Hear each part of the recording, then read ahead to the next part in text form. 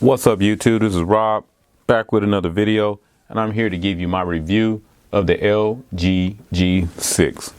The LG G6 is probably LG's best designed phone to date.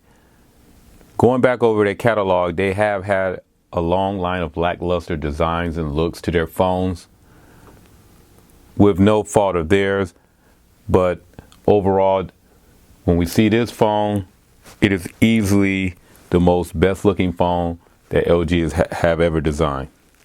Let's start with the dimensions of the LG G6. The phone itself is 5.86 inches in length, 2.83 or a little under 3 inches in width, and in thickness is 0.31 in thickness. The weight of the LG G6 is 5.75 ounces or 163 grams. On the back, there is a Corning Gorilla Glass 5 back panel. It is IP68 certified, dust and waterproof up to 1.5 meters for up to 30 minutes. It is water resistant up to 1 meter in 30 minutes. The LG G6 display is an IPS LCD capacitive touchscreen. It's 5.7 inches, which works out to a 78.6% screen to body ratio.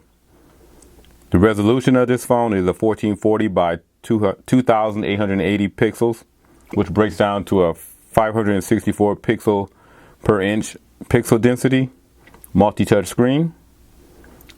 Front glass panel is a Corning Gorilla Glass 3, and it's running LG's UX 6.0 UI on top of Android 7.0 Nougat. It does have the 821 Snapdragon, and it does have an Adreno 530 GPU on board. When it comes to internal storage, this T-Mobile version of the LG G6 does have 32 gigabytes of internal storage on board with 4 gigabytes of RAM. The international version do have 64 gigabytes with 4 gigs of RAM. It does have the capability of handling a micro SD up to 256 gigabyte version of a micro SD card. The LG G6 does come with two 13 megapixel dual cameras on the back. The first camera shoots at an f1.8 aperture. It does have optical image stabilization, phase detection, and autofocus. The second back camera does also shoot at 13 megapixel with an f.24 aperture, but it has no autofocus. It does have a dual LED flash in the middle. In video, this phone is capable of shooting at 4K at 30 frames per second, at 1080p at 30 and 60 frames per second, and also at HDR. The front-facing camera is a 5 megapixel front-facing shooting camera, which shoots at 2.2 aperture, and it does shoot video in 1080p. The LG G6 does have a bottom-firing speaker. It has a 3.5 millimeter headphone jack that does have active noise cancellation with a dedicated mic. Also have one of the better fingerprint sensors on the market, rear mounted. The battery is also a 3300 milliamp non-removable battery. Overall though, with the LG G6, the battery life hasn't really impressed me, even though the phone do carry a large 3300 milliamp battery. I tend to ride along far as screen on time anywhere between 4.5 hours with minimum usage, and overall the battery itself seems to not to be performing up to the actual size of the battery.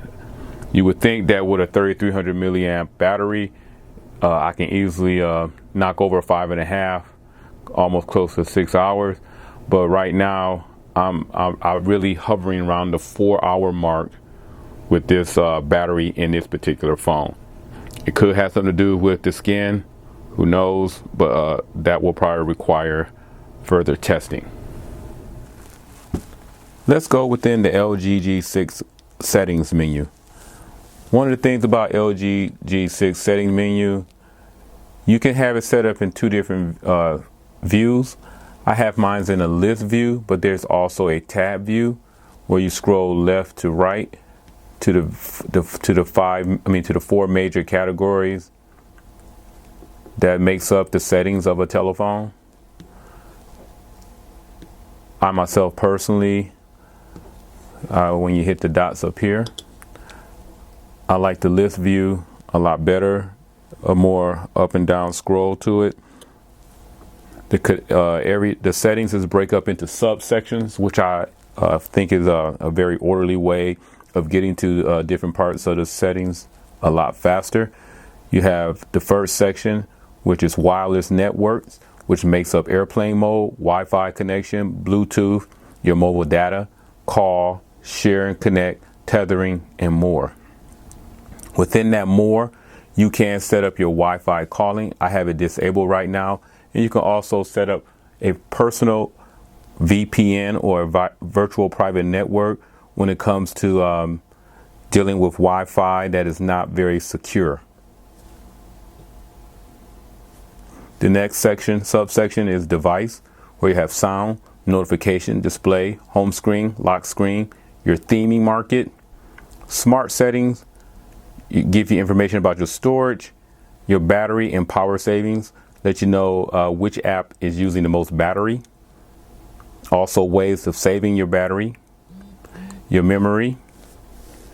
Does have the smart cleaning where you can get a lot of your RAM bag or close apps that might be running in the background, your apps, and a lot of your tap to pay, things like Android Pay and PayPal. Then you have your personal setup where you have your cloud set up through LG, your location. You can adjust your fingerprint and security, your account settings, keyboard and language, your backup, and your Google services. And then the last subsection is your system, where you have shortcut keys, your date and time, the accessibility area of your phone, tells you software information about your phone, and different documents about regulatory and safety. Real quick though, I want to emphasize your call area. In that area, you can set up your voicemail. You can also deal with call blocking and decline messages issues. You can have your phone set up where you answer an in call in a certain manner, either using a power key, or you can have an auto answer set up. You have voice over LTE, which is a feature that wasn't available a couple of years back with a lot of carriers. It pretty much varied from carrier to carrier. Now I think it's standard across all carriers now in America where you can have the voice over LTE. Also Wi-Fi calling assist. I have it disabled right now, but normally when I'm at home, I will turn this on. This will assist with this will help with the call signal, whereas your phone would take either the Wi-Fi as the strongest signal or your carrier signal and depend on that to make sure your call quality is at its highest point. There's also an advanced section within the call settings where you can do things like a noise suppression. I have that turned on. So any background noise, chatter that's going on in the background, it can be canceled out slightly to help improve the call quality. Also, there's a voice clarity to enhance the voice to make people hear you more clearly. I have that turned on. There's also an alert for incoming call pop-up that will pop up in your menu, in your notification menu. You can also add vibrate when outgoing calls are answered and also vibrate when calls in. Also had a speakerphone turned on. And there's also gestures, but I pretty much don't fool too much with the gestures when it comes to answering the phone. So within the call area, there's a lot of options you can have when it comes to helping improve your call quality on the LG G6. There's some of the pretty obvious things like share and connect. You know, we have your NFC, Android Beam, file sharing, and media server, where you can share information via these four connect methods. There's also screen sharing. If you have a smart TV, a LG TV, I think it also works with Samsung TVs. You got the Mirror Link, the LG AirDrive, which you can wirelessly connect with your computer through a LG app, and I also have my printing set up where I can print things from the website and different articles I may see online. Within the device subsection, like I said, you got the sound. This right here where you can change your ringtone, set your vibration strength, pretty much standard things that you may find on any phone. One of the things that I do like here within the display portion of that is you can set your font size. You can have a bold text. You can just set your display size. You can display the size of the ink icons to a much smaller scale and to a larger scale. Also, I got my brightness set up, and this is where you can turn on the knock-on feature where you can tap the screen to get into your phone. Double tap and it turns it on, or you can double tap to turn it off. One of the things that I think LG can improve on is its theme market. Very minimum. It does offer some, some unique styles and looks to your phone, but they have had this market now open for quite a while, and they don't seem to get a lot of themes uploaded to their website. So therefore the theming is somewhat limited, but there is enough there where you can find something to make your phone look a little nice or make your phone stand out more from your average LG. You got your lock screen options here, which is pretty cool. I use Smart Lock a lot, where you set your home as your one of your safe places, and your phone stays unlocked. Once you leave the comforts of your home, your phone will lock back up, and all the security features that you may have on your phone will kick back in and start working. Right here, you got your smart settings. This is the other part of that. That's some of a duplicate function of what Smart Lock does, but this does add a little bit, a little bit more to it. I have my smart settings set where when I'm at home, my Wi-Fi will automatically cut on for me. When I'm away from it, it will automatically cut out. If I plug in my earphones, my favorite music app will turn on. If you're a person who likes Spotify, or you like to keep your music on board your phone, your phone, you could pick which one of your favorite sources where you want to cut on first when you plug in your headphones.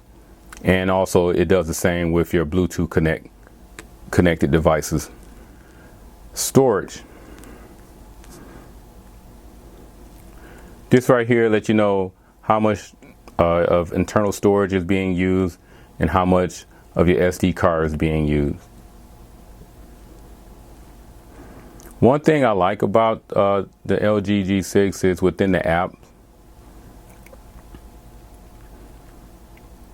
you can offload if you check certain apps from your internal storage. Hit change.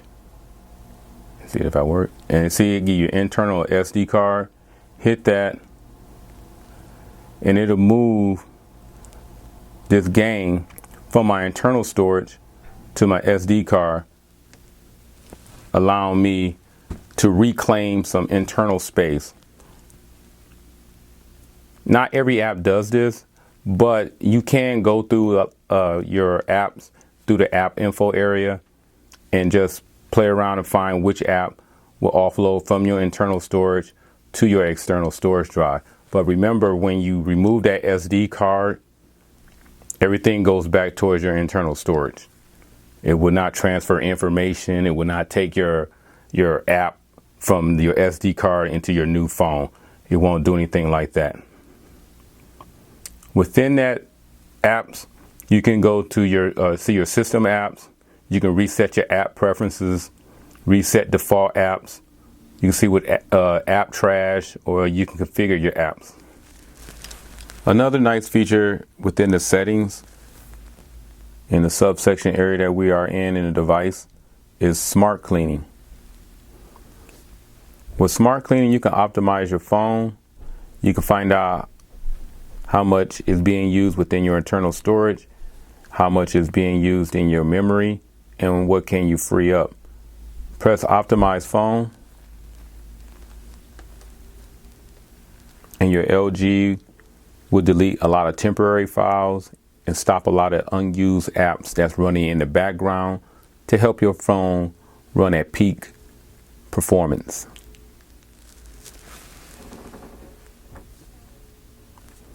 Within the Smart Cleaning app, you can find out your battery usage, ways to test your battery and save battery, and test your hardware.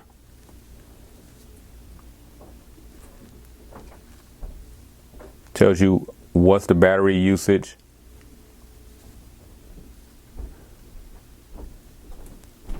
and offer suggestions for saving your battery. You can also test your hardware. You can test Wi-Fi, Bluetooth, your proximity sensor, your light sensor. You can also test your fingerprint sensor. Within your personal section, you can manage your cloud. You can set your location. Also, check your fingerprint and add more security to your phone. Check how your accounts are synced. Change keyboards. Do backups. And check your Google services within your personal area. The last part is the system, where you can deal with shortcut keys. Right here, you can press the volume up key twice to do a screen capture. You can press the volume down key twice to turn on the camera. So it's pretty nice. You can give these two keys functions if you need to. So overall, that's the settings menus for the LG G6.